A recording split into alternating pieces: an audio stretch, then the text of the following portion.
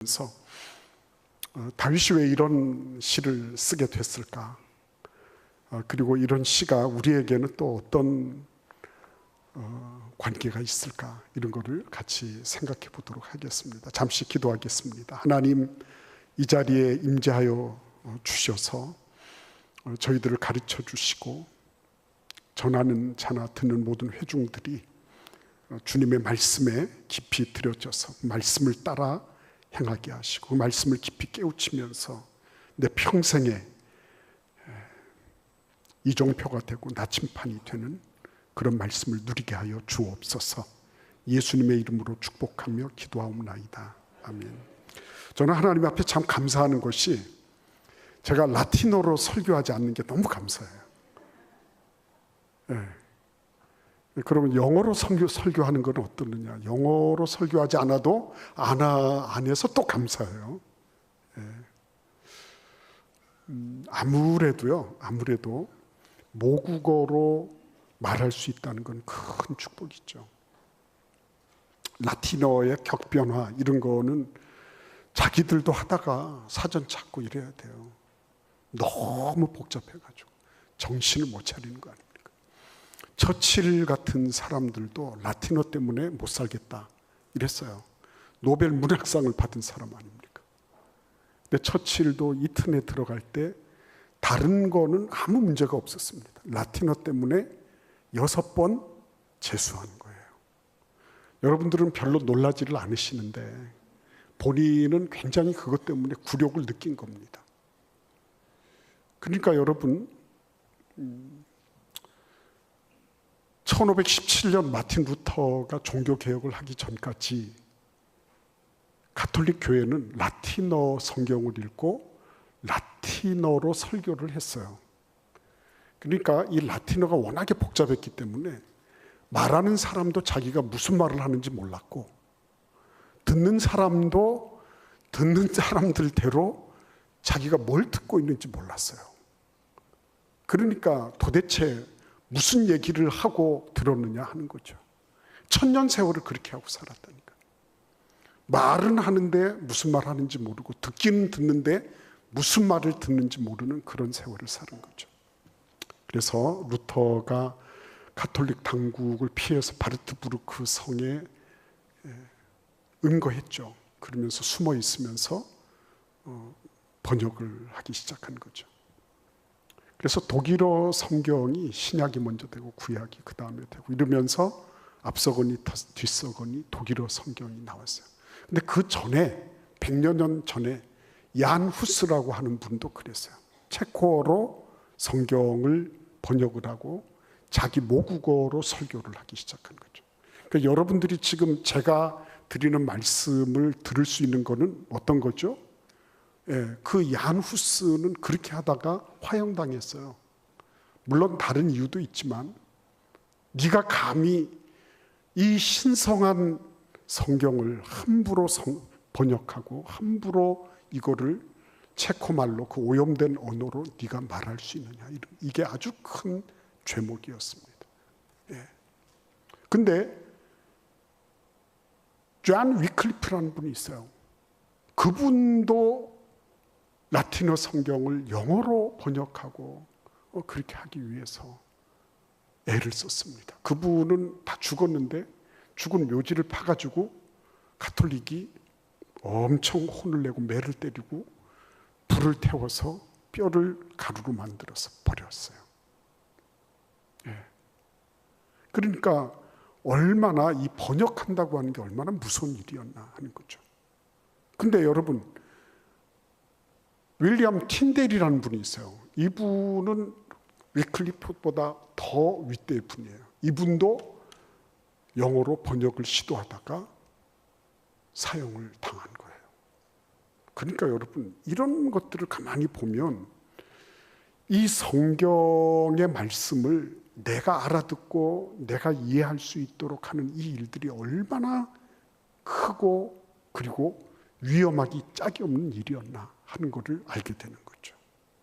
그러니까 여러분 우리가 이 성경을 우리의 글로 읽고 우리가 우리의 말로 말씀을 듣고 이해할 수 있게 된 거는 수많은 순교자들의 피를 통해서 이룩된 그런 일이었어요. 그러니까 여러분, 이 언어를 통해 가지고 뭔가를 통제하려고 하는 그런 것들은 항상 있었어요. 그러니까 여러분, 한글을 창제할 때 1444년도에 그때 집현전에 있던 학자들이 세종대왕에게 반기를 들었습니다. 아니되옵니다. 이말리를 위시해서 하위지 같은 그런 집현전 학자들이 한글을 만드시겠다고 하는 것은 참 심묘한 일이기는 해도 그러나 아니되옵니다. 우리가 명나라를 섬기면서 명나라에 반역하는 것이 될 수도 있고, 수많은 그런 저작거리에 그 수많은 아낙네들을 위시해서 이런 사람들이 우리나라 말을 오염시킬 수도 있고, 우리에게는 이미 설총 이래로 이두라는 글자도 있고, 이런데 굳이 한글을 만들 필요가 있겠습니까? 이렇게 반기를 들었죠. 그런데 여러분, 그 밑바닥에 깔려 있는 건 뭐죠? 그렇죠. 언어를 쓴다고 하는 것은 권력행위예요. 권력행위. 그 세종대왕도 이 어리석은 백성들, 어떤 노비가 글자를 못 읽어서 억울하게 죽었거든요. 그 사건을 세종대왕이 들었단 말이에요. 글자 못 읽는 일이 있어서는 안 되겠다는 거예요. 근데 굳이 선비들, 양반들은 그거를 막고 싶은 거예요. 왜요? 이게 권력이 배분되는 거거든.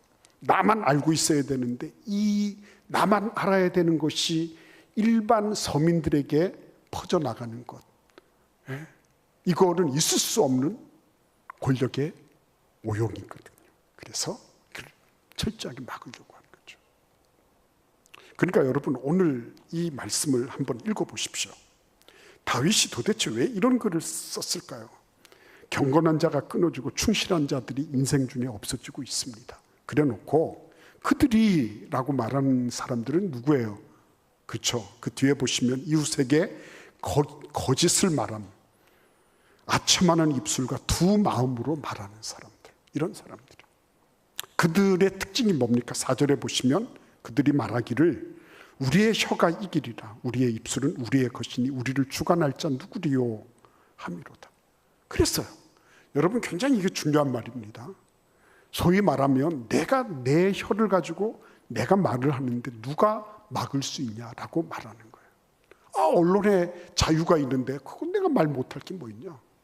누가 내 혀를 막을 수 있어? 내가 생각하는 대로 내가 말하는데 누가 나를 감히 방해할 수 있느냐? 이런 거예요. 맞는 말 같잖아요. 그렇죠? 맞는 말 같은데 아닌 겁니다. 언어라고 하는 거는 그렇게 만만하게 내가 내 혀인데 내가 내 혀를 가지고 얘기하는 게 뭐가 잘못됐냐 이렇게 말할 수 있는 것이 아닙니다. 그래서 저는 이 시편 12편을 묵상하면서 이게 누구 언어학자가 쓴 말인가 싶을 정도예요. 어떤 사람이 도대체 하고 보니까 다윗이에요. 다윗은 어떤 사람이었어요? 말 때문에 화를 입었던 사람. 자기가 골리앗을 물리쳤잖아요. 그런데 그 연도에 소위 말하면 개선 행진을 보고 있던 수많은 여인들이 이렇게 외친 겁니다. 사울이 죽인 자는 천천히요, 다윗이 죽인 자는 만만히로다. 그랬거든요. 근데 그 얘기를, 그 말을 누가 들었어요? 사울 왕이 들었잖아요. 사울 왕이 들었습니다. 그때부터 시작하여서 다윗이 꼬이기 시작한 거예요. 사울 왕이 그때부터 저놈이 잠재적인 위협 세력이구나, 저놈 그냥 내버려두면 안 되겠구나, 이렇게 된 거죠. 아니, 다윗이 그 여인들에게 가서 이렇게 좀 선전해 달라고 얘기한 게 아니잖아요. 근데 이 불똥이 느닷없이 자기에게 이렇게 떨어진 거죠. 그러니까 이 새치 혀로 이것 때문에 일어나는 일들이 수없이 많은 겁니다. 다른 모든 상처들은 그냥 아물면 끝나요. 근데 말로 상처 입은 거는 계속 생각나는 거 있죠. 말로 상처 입은 거. 그러니까 이 말 때문에 수많은 사람들이 죽어나가고 있는 겁니다.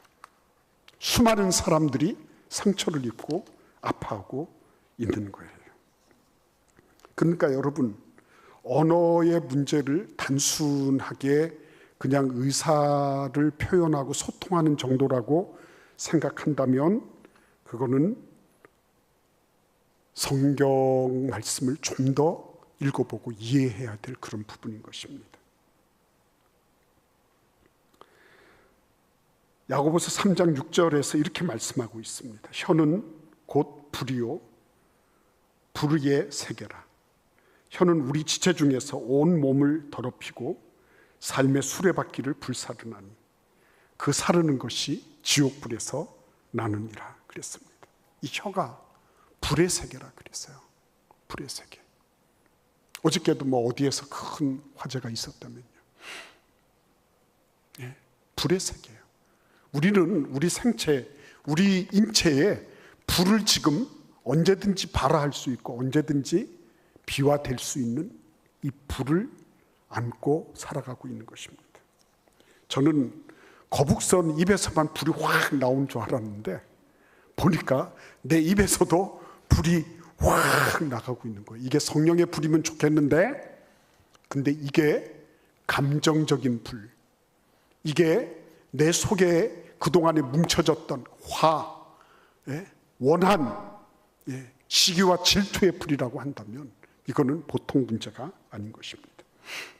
그래서 시편 141편 3절에서 다윗은 이렇게 고백하고 있어요. 여호와여 내 입에 파수꾼을 세우시고 내 입술의 문을 지키소서. 이렇게 말합니다. 이게 불이 확 나가니까요. 다윗도 하나님, 내가 내 입술을 지킬 수 있는 능력이 없어요. 파수꾼을 나한테 좀 세워주세요. 내 입의 문을 주님이 지켜주셔야 되겠습니다. 내가 내 혀라고 해서 마음대로 얘기를 했지만 이게 보통 문제가 아닙니다. 나는 내 혀의 주권, 내가 언어 주도권을 쥐고 있다는 이것을 내려놓겠습니다. 하나님, 내 입술에 파수꾼을 세워 주옵소서. 이렇게 기도하게 된 것입니다. 그러니까 여러분, 참 이런 얘기들은 그냥 이렇게 막 하는 것 같지만 이제 2000년, 3000년 지나서 언어학자들이 이제 겨우겨우 발견하고 있는 거잖아요. 그렇죠? 철학자들이 그걸 보고 있는 겁니다. 그전에는 사람이 누구냐, 대상이 무엇이냐, 거기에서 어떤 사태가 일어났냐, 이런 것들이 철학의 문제였어요. 근데 20세기가 되면서 갑자기 이게 사람이 뭐냐, 사람이 뭘 생각하느냐, 이런 게 중요한 게 아니라 그 모든 생각과 사태, 사건, 해석들이 다 모여서 나오는 언어의 문제다라고 하는 거를 비로소 깨닫기 시작한 겁니다. 성경이 벌써 얘기하고 있거든요. 얘기하고 있는데 이제 깨닫기 시작한 거예요. 이거 언어 문제다. 그래서 비트겐슈타인이라고 하는 철학자는 26세에 자기가 철학의 모든 문제를 끝냈다 그랬어요. 그리고 철학계에서 은퇴했습니다. 모든 철학의 문제, 모든 인생의 문제는 언어의 문제다. 딱 그러고 끝났습니다. 내 언어의 한계는 내 세계의 한계다. 그렇게 결론 딱 맺어버렸어요. 30년 후에 물론 다시 컴백해서 번복했지만. 그러니까 이 인간 존재, 거대한 세계 다 줄이고 그리고 농축하고 졸여가지고 맨 마지막에 나온 게 뭐예요? 언어 문제였어요. 언어 문제. 그래서 여러분, 오늘 여기 보시면 이 사람들이 이웃에게 거짓을 말하고 아첨하는 입술, 두 마음으로 말하고 그러면서 우리의 혀가 이기리라. 그리고 우리의 입술은 우리의 것인데 누가 우리를 주관할 거냐. 내 혀를 내가 놀리겠다는데 누가 감히 그것을 흔들겠느냐. 이렇게 하고 나온 것에 대해서 피해자가 생기는 겁니다. 그죠? 언어 기득권자들이 있어요. 여러분들 한번 보세요. 여러분들이 법전을 읽어보시면 법전을 읽으면 읽을수록 무슨 생각이 들어요? 법이 정말 정의롭다 이런 생각이 드세요? 아니에요. 여러분 안 읽어보시면 읽어보세요. 한번 법전을. 뭔 소리 하는겨? 이런 생각이 들도록 돼 있어요. 뭔 소리야? 야, 법학자들 대단하구나. 이런 거를 어떻게 다 이해하고. 언어 자체가 우리가 쓰는 것하고 다르다니까요. 달라요, 여러분. 법학자들만 그렇습니까?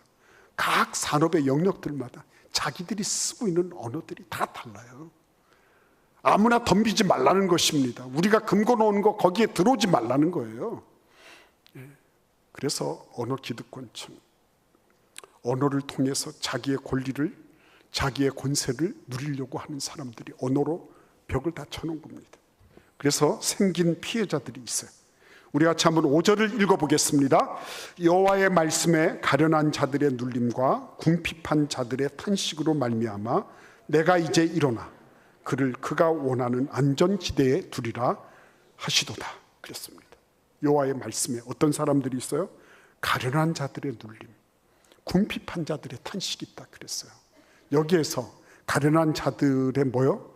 막 상소하는 소리, 호소하는 소리 이런 게 들렸다 그랬습니까? 아니에요. 궁핍한 자들이 자기들의 그런 어려운 것들에 대해서 호소하는 이런 것들을 얘기를 하고 있어요? 아니에요. 뭐라고 표현하고 있죠?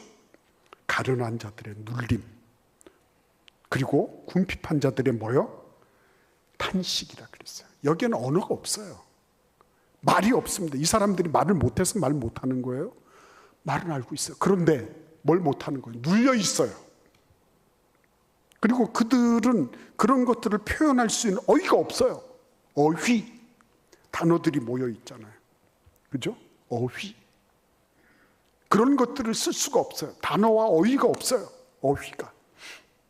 문장을 구성할 수 있는, 너무 눌리고 너무 탄식하다 보니까 신음하는 것밖에 남지 않았어요. 이들은 말은 할 수 있지만 말을 잃어버린 사람들이에요. 언어로부터 소외된 사람들이. 그런 사람들이 나오는 거예요. 여러분, 이게 다윗이 보고 있던 그때 당시의 모습이에요. 지금은 어떨까요? 3000년이 지난 지금은 이런 사람들이 하나도 없이 다들 그냥 환하고 기쁘게 즐겁게 감사하게 그렇게 살아갈까요?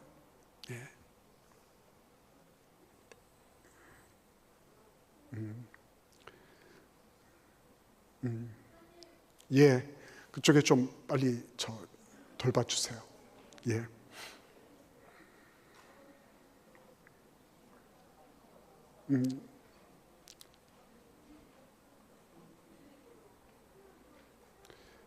예, 거기, 예, 의료진하고, 조금 돌봐주시고, 예.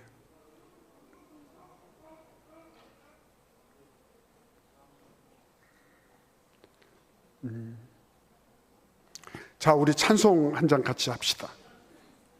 예, 거기 CPR 하고요. 예, 우리 같이 찬송 가겠습니다. 찬송. 우리 212장 1절 같이 부르시겠습니다. 212장입니다.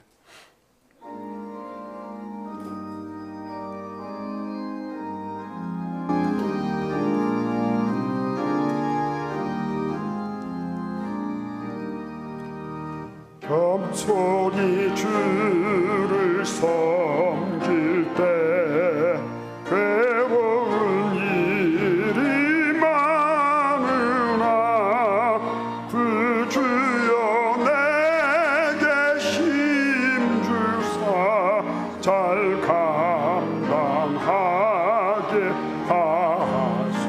2절도 부르겠습니다. 인자 한 말을 가지고 사람을 감화시키며 갈 길을 잃은 무리를 잘 인도하게 하소서. 그 주의 귀한 인내를 깨달아 알게 하시고 굳건한 믿음 주셔서 늘 승리하게 하소서. 장래의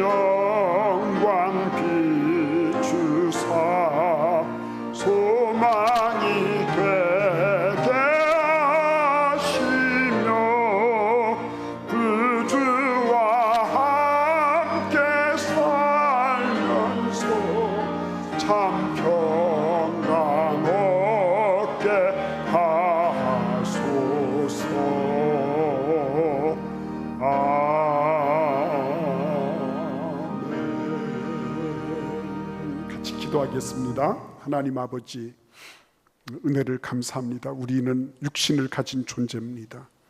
주님께서 언제든지 오라 하시면 가야 되고, 우리 주님께서 우리에게 호흡을 주신 만큼 우리는 삽니다.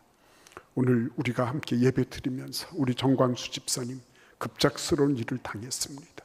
하나님께서 그 신체와 그 영혼과 그 모든 것들을 주님 주장하여 주셔서 새롭게 강건하게 하시고 회복시켜 주시고 은혜를 더하여 주시옵소서. 예수님의 이름으로 축복하며 기도하옵나이다. 아멘. 우리는 여러 가지 돌발적인 사건을 만날 수 있어요. 그렇지만 우리는 늘 준비되어 있어야 돼요. 언제든지 주님 부르시면 가야 된다. 갈 때 후회할 것 없이, 미련 둘 것 없이 오라 하시면 가는 거예요. 저도 여러분들도 준비되는 게 중요한 거예요. 누가 무슨 일을 만났냐, 그럴 수 있어요. 그러나 더 훨씬 중요한 거는 준비되어 있는 것입니다. 오늘 조금 시간은 같지만요, 마치는 시간은 동일합니다. 여러분들 염려하지 마시기를 바라요. 혹시나 시간이 가서 조금 더 이렇게 늘어나는 것이 아닌가 걱정하지 마십시오.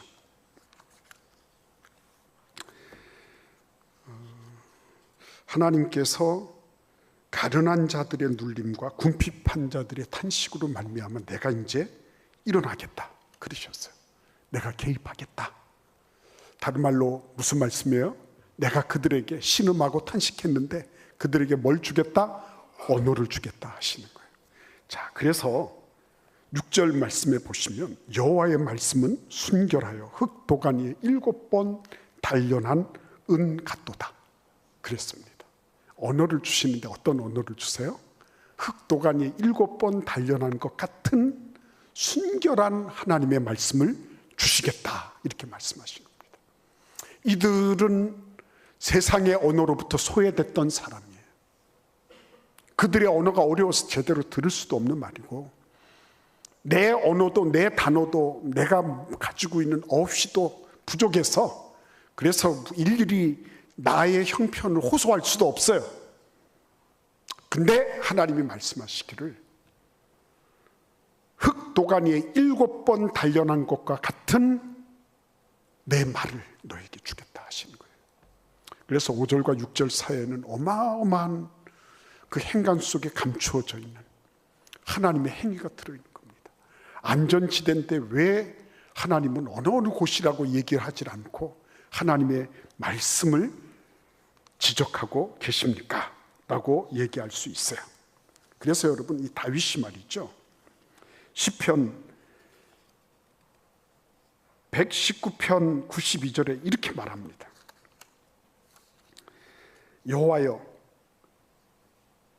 여호와의 율법이 나의 즐거움이 되지 아니하였더라면 내가 나의 고난 중에 멸망하였을 것입니다. 이렇게 말해요.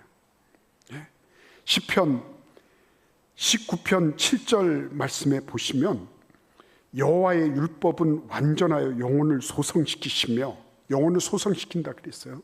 여호와의 증거는 확실하여 우둔한 자를 지혜롭게 하며, 그리고 8절에 보시면 여호와의 교훈은 정직하여 마음을 기쁘게 하고 여호와의 계명은 순결하여 눈을 밝게 하시도다 그랬습니다.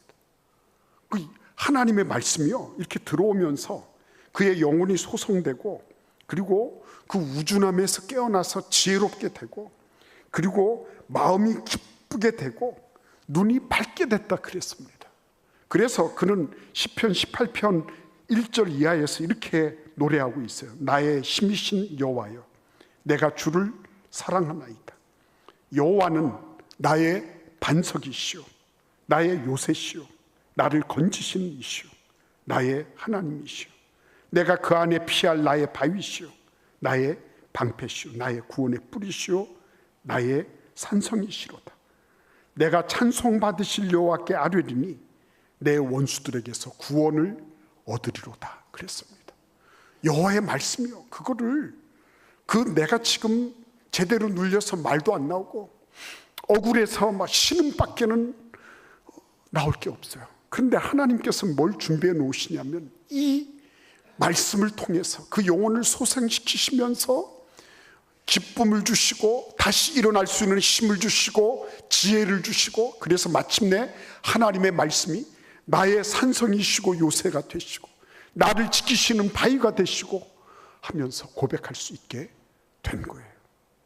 여러분, 그렇기 때문에요, 안전지대라고 하는 거는 하이데거가 그렇게 얘기했잖아요.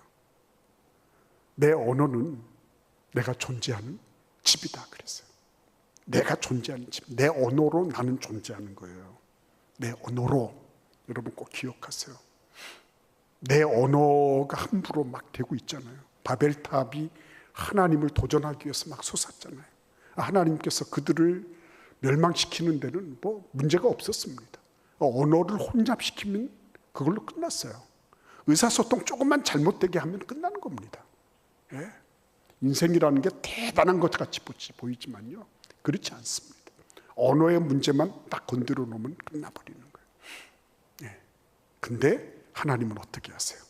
이 소외되어 있는 눌리고 그리고 신음하는 이 궁핍한 자들, 가난한 자들, 언어의 그 기득권층으로부터 완전히 다 그 모든 권리들을 박탈당하고 말은 할 수 있지만 말을 할 수 없는 그런 이들을 향하여 하나님은 어떻게 하세요? 그의 말씀을 주고 계신 거예요. 세상의 언어가 아니라 그의 말씀을 주고 계신 겁니다. 말씀을. 그래서요, 이 말씀을 받은 사람들마다 다 일어나고 있는 거예요. 그래서 여러분 이렇게 고백하게 되는 겁니다. 우리 7절을 같이 읽어보겠습니다. 7절입니다. 여호와여 그들을 지키사 이 세대로부터 영원까지 보존하시리이다. 아멘. 그들은 딱 보면 사회적으로도 더 이상 뭘 할 수 없는 사람들이에요. 그들에게 글이 있나 언어가 있나 뭐가 없어요. 네, 있는 것도 다 박탈당했어. 그런데 하나님은 뭘 주세요? 영원한 그의 말씀을 주신 거예요. 그래서 그들은 그의 말씀 안에서 보호를 받으면서 자기 존재의 집을 지은 거예요. 하나님의 영원한 말씀으로 존재의 집을 짓고 있는 거예요. 여러분과 저는 지금도 무엇이든지 간에 자기 존재의 집을 자기의 언어로 짓고 있다는 것을 꼭 기억하셔야 돼요.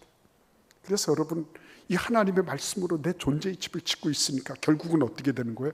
영원히 보존되리이다. 이렇게 되는 거예요. 영원히 보존되리이다. 오늘 하나님께서 저와 여러분의 삶 속에 함께 하셔서요, 그렇죠? 언어 속에 언어를 통하여 내가 사는 거구나. 내 언어 이건 낭비하지 말아야지. 잘못 쓰지 말아야지. 예? 내 언어를 정말 가치 있게 써야지. 그죠? 주님 앞에 그런 결단과 각오가 있기를 바랍니다. 잠언 11장 11절 말씀에 이렇게 기록하고 있어요. 성읍은 정직한 자의 축복으로, 같이 읽겠습니다. 시작. 성읍은 정직한 자의 축복으로 인하여 진흥하고 악한 자의 입으로 말미암아 무너지느니라. 아멘. 네. 여러분 기억하세요. 성읍만 그렇게 했습니까? 집은 우리의 가정은 정직한 자의 축복으로 인하여 진흥하고 악한 자의 입으로 말미암아 무너지느니라. 우리 회사는 정직한 자의 축복으로 말미암아 진흥하고 악한 자의 입으로 말미암아 무너지느니라. 그렇죠? 늘 기억하셔야 돼요.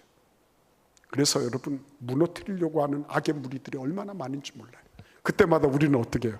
그보다 훨씬 많은 축복의 말로 그거를 싹 다 소멸시켜야 되는 겁니다. 믿습니까 여러분? 네, 확신하면서 우리 이 시간 잠시 동안 같이 말씀을 기억하면서 기도하시겠습니다.